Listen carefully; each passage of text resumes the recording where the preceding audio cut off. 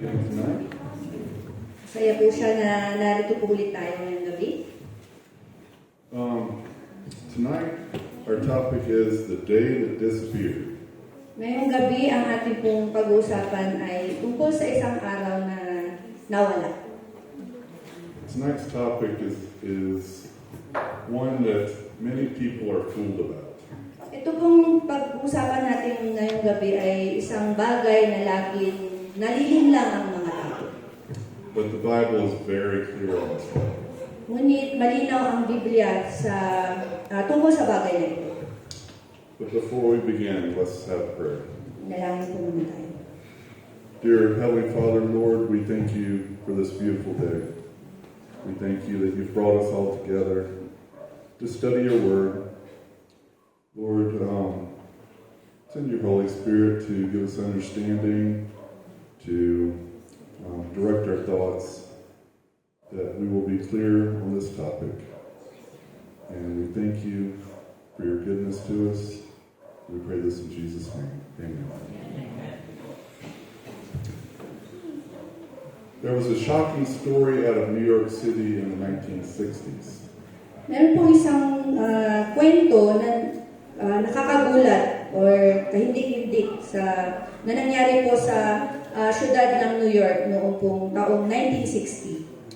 Kitty Genovese was a 28-year-old New Yorker who managed a bar in Queens. Si Kitty Genovese po ay isa pong 28 anyos na taga New York na siya po ay isang manager o tagapamahala sa isang bar sa Queens, isang lugar po sa New York. At about 3:30 a.m. one morning, as she was going home, she was attacked and murdered. Sa kanyang pag-uwi, bandang alas 3:30 ng umaga, ay inatake siya at pinatay. The New York Times reporter stated that 38 people saw or heard the murder and did nothing. Sabi po sa isang report o ulat ng New York Times, isa pong sikat na pahayag, na tagapahayag sa New York, ay siya po ay inatake, ay may nakita daw na 38 na tao na at narinig nila yung pangyayari ito, yung krimen na to, pero wala silang ginawa. Yan po ang ulat ng New York Times. Other reports said people stood by and watched her get stabbed to death right in front of them, and they wouldn't make a move. Ang iba pang ulat ay sinasabi na yung mga tao daw na nakakita ay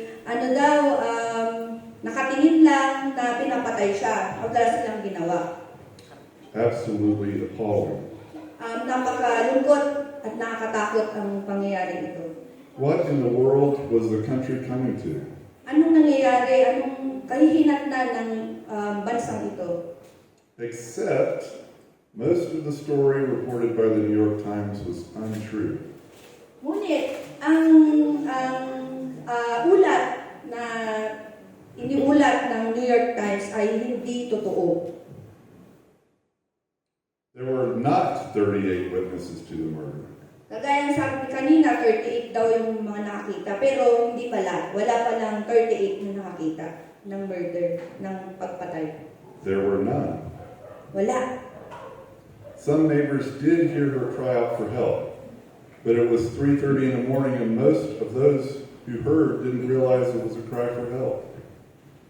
Meron daw mga nakarinig ng na humihingi ng tulong yung babaeng ito. Pero ito ay 3:30 kasi ng umaga. Kaya siguro tulog pa sila. And hindi nila alam na sigaw pala na ito ay sigaw na ng paghingi ng tulong. One man shouted at the attacker, and the man actually got in his car and drove away. May isang lalaki daw na sinigawan niya yung umatake doon sa kay Kitty Genovese. Pero sumakay siya sa kanyang sasakyan at umalis siya. Sorry, I lost my spot. But he came back later, and Kitty Genovese was murdered out of sight. Pagbalik niya, nung lalaking nakita na yon na sumakay sa kanyang kotse ay na-murder si Genovese pero hindi niya nakita na pinatay siya. Of course, it was a terrible tragedy. Ito po ay isang kahindik-hindik na trahedya. But the facts that are remembered today by millions of people simply aren't facts. Pero yung naalala ko kasi ng mga tao ngayon na siya ay may nakita daw ay hindi totoo. Hindi yun yung mga katotohanan. And that can happen. At yung mga bagay na ay pwedeng mangyari. It happens in church. Pwede rin itong mangyari sa ating simbahan. Let me demonstrate. Gusto ko ipakita sa inyo. How many wise men visited Jesus after he was born? Okay, ilang matatalinong tao ang bumisita kay Jesus nung siya'y isinilang. Tatlo daw. And he said 3, some said many. The Bible doesn't really say how many. Pero wala pong sinasabi ang Biblia tungkol sa nalalaman natin iyan. Where did they visit him? Saan daw po siya binisita? And some said in the manger. Most people say the manger. Karamihan daw po sinasabi sa sabsaban. But, no, it was at a house. Pero hindi, sa bahay.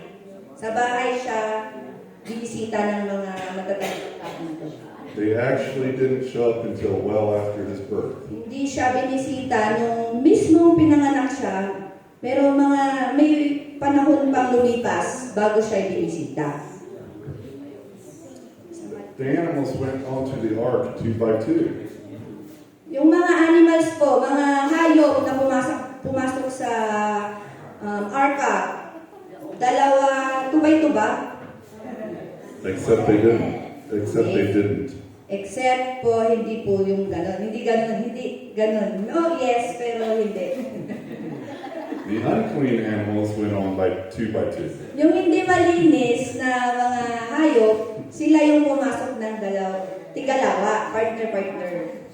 But the clean animals went on by 7s. Pero yung mga malilinis, sila yung 7 at 7 bawat klase ng animal, ng hayop. But we get told things and we believe them to be true. Pero, di ba, sinasabihan tayo ng mga bagay at iniisip natin na tama ang mga bagay na ito. People used to believe the earth is flat.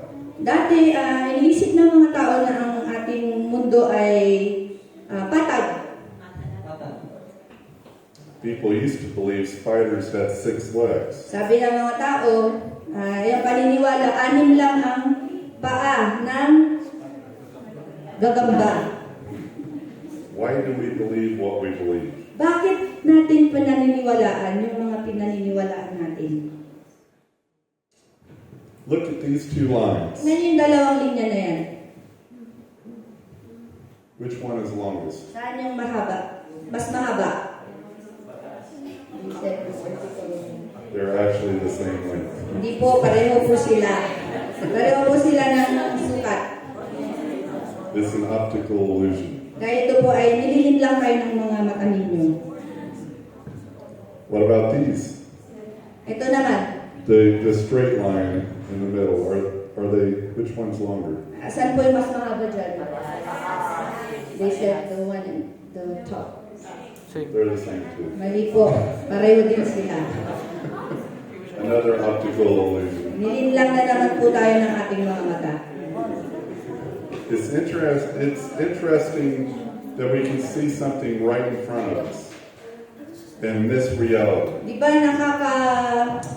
nakakamangha na nakikita natin kung ano yung, meron tayong nakikita sa harap natin pero hindi natin napagtatanto yung realidad. It happens to us all the time. Lagi po yan nangyayari sa atin. Lagi. We can be fooled by what we see. Pwede tayong linlangin ng kung ano yung mga nakikita natin. Sometimes the facts aren't what they appear. Minsan yung katotohanan ay hindi parang yun yung katotohanan. You've seen these illusionists who saw someone in half Ayan, nakita niyo ba yan? Yung isang nagmamagic na nilalagari ang isang tao sa dalawang parte. Or they put someone in a closet and they turn it around Meron. and then they're gone. Meron pa yung pinapapasok sila sa isang cabinet, tapos pag inikot, ay wala na yung nandun sa pinasok sa cabinet. So what happens when things aren't what they appear in church? So anong nangyayari kung yung mga bagay ay hindi sila nakikita ng kung ano dapat yung nakikita nila, lalo na po sa loob ng simbahan. Can you imagine people being deceived in church? Naiisip niyo ba kung paano nalilinlang ang mga tao sa loob ng simbahan? We know it happens. Alam po natin na ito po'y nangyayari. The preacher claims to be healing people. Ang isang tagapangaral ay sinasabi niya na siya ay nakakapagpagaling ng mga tao. He says there's a man with a light blue barong on and that he has a heart condition and that he should come forward for prayer because God wants to heal him. Sinasabi ng tagapangaral na ito na merong naka-blue, bughaw na barong sa tagapakinig na meron siyang sakit sa puso na kailangan niyang lumapit sa harap at maipagdasal siya. At gusto siyang pagalingin ng Diyos. Turns out there is a man wearing the light blue barong. He does have a heart condition, so he comes forward for prayer. At meron tama nga na merong naka-blue. Habang ito'y tinatawag ng preacher, ng tagapangaral, ay meron ngang naka-blue ng barong at meron nga siyang sakit sa puso. Kaya lumapit siya para siya ay maipagdasal. No, he isn't healed. But the people don't know that. Pero hindi naman siya gumaling. At hindi yun alam ng mga tao. But we're looking at something very serious. Meron tayong kinakaharap na mga bagay na sobrang seryoso. The book of Revelation talks about a time when a huge cover-up would take place. Sa libro po ng Apokalipsis ay merong sinasabi dito na panahon na kung saan ay merong malaking panlilinlang na mangyayari. One that would especially affect Christians living at the end of the time. Isang panlilinlang na makakaapekto sa lahat ng Kristiyano na nabubuhay sa mga panahon, sa mahuling panahon. Revelation 12:9 says, "So the great dragon was cast out, that serpent of old called the devil and Satan, who deceives the whole world." Sa Apokalipsis 12 verse 9, sabi po, itinapon ang napakalaking dragon, ang matandang ahas na tinatawag na Diablo at Satanas, na nandaraya sa buong sanlibutan. He was cast to the earth, and his angels were cast out with him. Itinapon siya sa lupa kasama ang lahat ng kanyang mga kampon. Notice that he deceives the whole world. Pansinin niyo po, ang sabi po, ang kaaway ay nililin lang ang buong mundo. That same devil is coming after you and me. Itong sinasabing tinutukoy na Diablo dito ay parehong Diablo na gusto tayong linlangin. What would Satan have to do to deceive someone? Ano kaya yung mga bagay na gagawin ng kaaway upang linlangin ang isang tao? He would have to lead them away from the Bible. Ang gagawin po ng kaaway ay ilalayo tayo sa anong sinasabi ng salita ng Diyos, ang Biblia. That's our security. Ang ating seguridad, ang nasasabi, ang nakatala sa Biblia. David said that God's word is a lamp to our feet and a light to our path. Ang sabi po ng Panginoon, ang sabi ni David, na ang Panginoon, ang salita ng Panginoon, ang siyang ilaw sa aking mga paa at ilaw din ito sa aking daraanan. John 8:31 and 32 says, "If you abide or continue in my word, you are my disciples indeed."